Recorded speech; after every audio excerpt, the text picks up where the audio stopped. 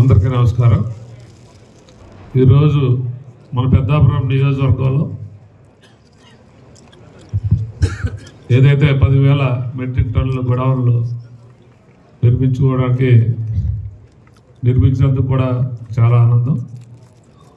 ఈ కార్యక్రమానికి మన శాసనసభ్యులు రాజప్ప గారు వ్యవసాయ శాఖ మంత్రి అయినటువంటి గౌరవ అచ్చెన్నాయుడు గారిని తీసుకొచ్చి ప్రారంభించడం కూడా చాలా ఆనందం.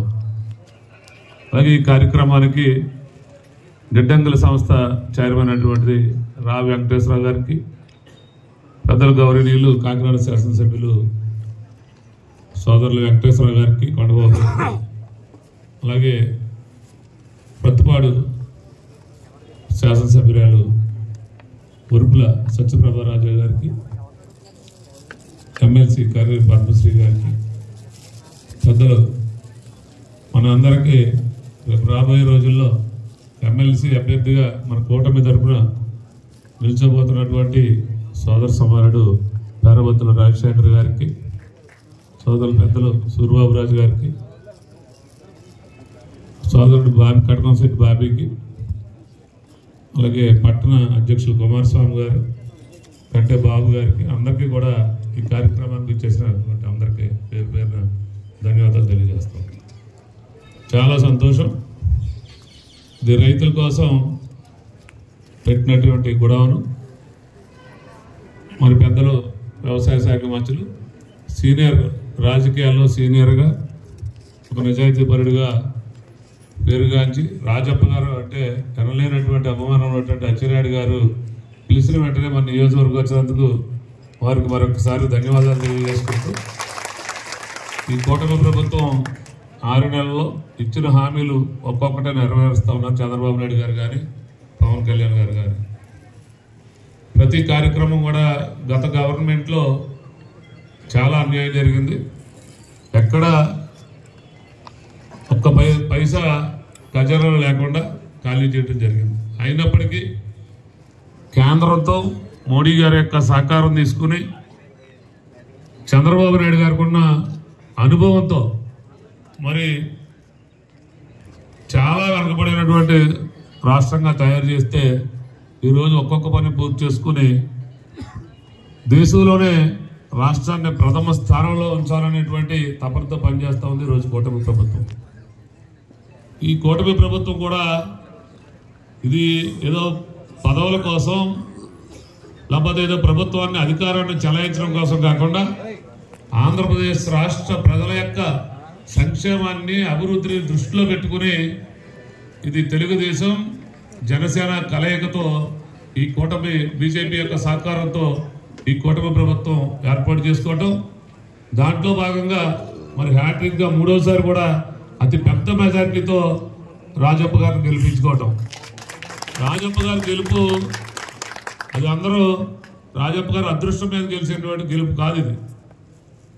నేను 6 నెలల నుంచి అంతకు ముందు నాకు ఏదో ఎక్కడో దూరం బంధువు కానీ ఆయనతో తక్కువ పరిచయం. నాకు ఈ 6 నెలల నుంచి చూస్తూ ఉంటే ప్రతిరోజు కూడా ఆయన అభివృద్ధి చేయాలనేటువంటి తపనే ఈయన్ని అన్నిసార్లు గెలిపిస్తుందని నేను ఈరోజు అచ్చెన్నాయుడు గారి ద్వారా ఈరోజు వారికి తెలియజేస్తా ఉన్నాను.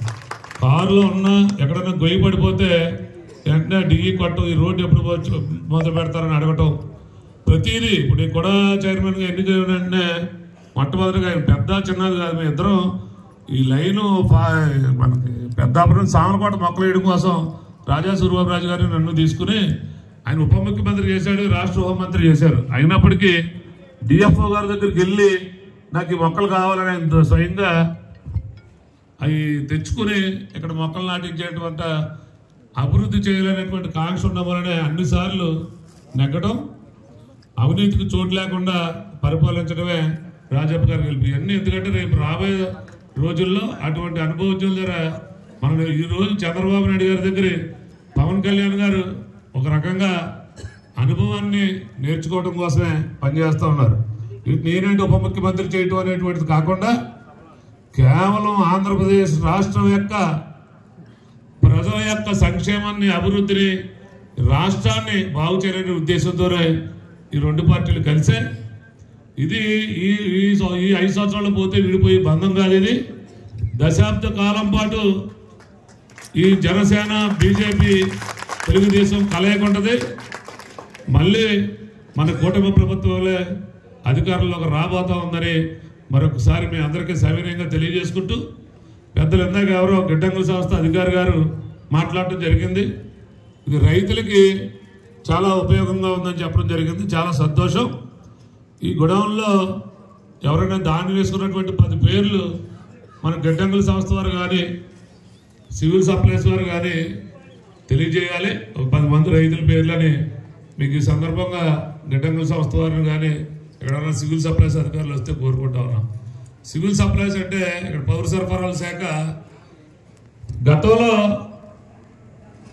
జగన్ గవర్నమెంట్ ఏదైతే ఉందో ప్రభుత్వం 1600 కోట్లు రైతులకి అప్పు పెట్టేసి గద్దె దిగి పారిపోయాడు.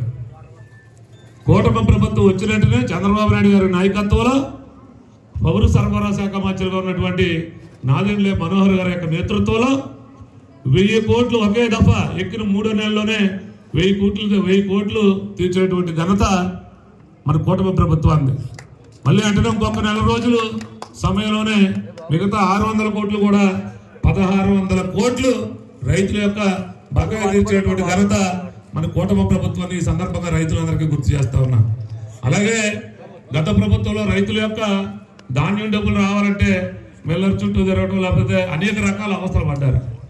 మరి మన ప్రభుత్వం వచ్చిన తర్వాత 48 గంటల్లోనే రైతుల యొక్క బకాయిలు తీరుస్తామని చెప్పినటువంటి మన ప్రభుత్వం ఇచ్చిన మాట కన్నా ముందుగానే 24 గంటల్లోనే రైతుల యొక్క బకాయిలు చెల్లించినటువంటి ఘనత మన కూటమి ప్రభుత్వం ఉందని ఈ సందర్భంగా తెలియజేసుకుంటూ, ఏదైనా 10 మంది రైతుల పేర్లు ఇక్కడ ఎవరైతే రైతులు నిలబెట్టుకున్నారో వారి పేర్లు చెప్పవలసిందిగా సవినయంగా కోరుకుంటూ సెలవు తీసుకుంటా ఉన్నా.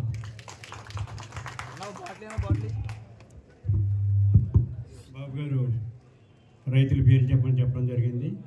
ఇది ఎమర్జెన్సీలో తుఫాను వచ్చినప్పుడు హడావుడిగా బయటంతా కళ్ళాలని బయట ఉన్నప్పుడు ప్రభుత్వం ఎక్కడికి వెళ్ళాలన్నా అక్కడికి ఇమ్మీడియట్గా చెయ్యాలని చెప్పి డెసిషన్ వల్ల ఇది ఇలా ప్రభుత్వం ఎత్తుకొని కొన్న ధాన్యాన్ని కూడా ఇక్కడ పెట్టడం జరిగింది. భవిష్యత్తులో రైతులకు ఉపయోగపడే విధంగా మళ్ళీ దీన్ని ఉపయోగిస్తామని చెప్పి బాబు గారు కూడా తెలియజేసుకుంటూ, మరి బాబు గారు చాలా విషయాలు చెప్పడం జరిగింది. మేమిద్దరం కూడా కలిసి ఇలా ఒక ఆదర్శంగా ఈ రాష్ట్రంలో జనసేన, టీడీపీ, బీజేపీ 3 కలిసి వెళ్ళి కాన్ఫరెన్స్ చేయడం ఉందంటే పెద్దాపురం అని చెప్పి మీకు తెలియజేస్తున్నాం. ఎందుకంటే చాలా సంతోషం. ఇద్దరు కూడా పక్కన కూడా బాగా కోఆపరేట్ చేస్తాడు, మనకి నిధులు ఇస్తాడు. ఇప్పుడు డెవలప్మెంట్లో పూర్తి సహకారం చేస్తాం. అలాగే పదవులు ఇచ్చిన కూడా మీద అండర్స్టాండింగ్లో మేము అందరం కనుక ఎక్కడ ఇబ్బంది లేదు. పవన్ కళ్యాణ్ గారు కూడా అక్కడ చంద్రబాబు నాయుడు గారు ఇద్దరు కూడా బ్రహ్మాండంగా ఇవాళ పనిచేస్తున్నారు. ఇద్దరు కూడా ఎందుకంటే వాళ్ళిద్దరూ కలిసి ఉండి ఇవాళ పనిచేస్తేనే మన రాష్ట్రం అభివృద్ధి చెందుతుంది. చంద్రబాబు నాయుడు గారు కూడా కాన్సన్ట్రేషన్ అంతా కూడా కేంద్రాన్ని ఉపయోగించుకోవాలి, కేంద్రం నుంచి నిధులు తేవాలి అని ఇప్పటికే రాజధాని నిర్మాణంలో కానీ పోలవరం ప్రాజెక్టులో కానీ ఇమీడియట్గానే చేయాలని చెప్పి ఆలోచించుకుంటూ ఉన్నాడు. తప్పనిసరిగా మన రాష్ట్రం అభివృద్ధి చేయడానికి అన్ని విధాలుగా కృషి జరుగుతుందని తెలుసుకుంటూ మన అచ్చెన్నాయుడు గారి గురించి కూడా 2 విషయాలు చెప్పాలి. అచ్చెన్నాయుడు గారు ఎమ్మెల్యేగా ఉంటున్న తర్వాత మన గవర్నమెంట్లో ఆయన చూసే నేను మన గవర్నమెంట్ వైసీపీ గవర్నమెంట్లో మన ఆయన ఎన్ని ఇబ్బందులు పెట్టాడో, జైలు పెట్టాడు. ఆ రాష్ట్రంలో ఎక్కువ రోజులున్న వ్యక్తి ఎవడన్నా ఉంటే అచ్చెన్నాయుడు గారి జైల్లో ఉన్నాడు. అన్ని రోజులు ఆయన జైల్లో పెట్టారు. తర్వాత అసెంబ్లీలో కూడా మేము అసెంబ్లీలో ఎంతమంది లేదు, 20 మంది పోయారు, 23 ఉంటే 4 పోతే 18 మంది 19 మంది ఫైట్ చేసాం. అందులో అచ్చెన్నాయుడు గారిని ఎదురు పెట్టుకుని మేము అందరూ కూడా ఫైట్ చేయడం జరిగింది. అంచేత ఇవాళ రాష్ట్రంలో కూడా ఇవాళ అసెంబ్లీలో మేము ఫైట్ చేసినది చాలా ఉపయోగపడింది. ఇవాళ రాష్ట్రంలో ప్రజలందరూ కూడా అర్థమైంది. వీళ్ళు ఏమి చేయలేక ఇబ్బంది పెడుతున్నారు ఇవ్వాలని చెప్పి ఇవాళ ప్రజలందరూ కూడా అనుకున్నారు. అచ్చెన్నాయుడు గారు మంత్రిగా, వ్యవసాయ మంత్రిగా రావడం చాలా సంతోషం. ఎందుకంటే ఆయన పెద్ద శాఖ ఇవాళ నిర్వహిస్తున్నాడు.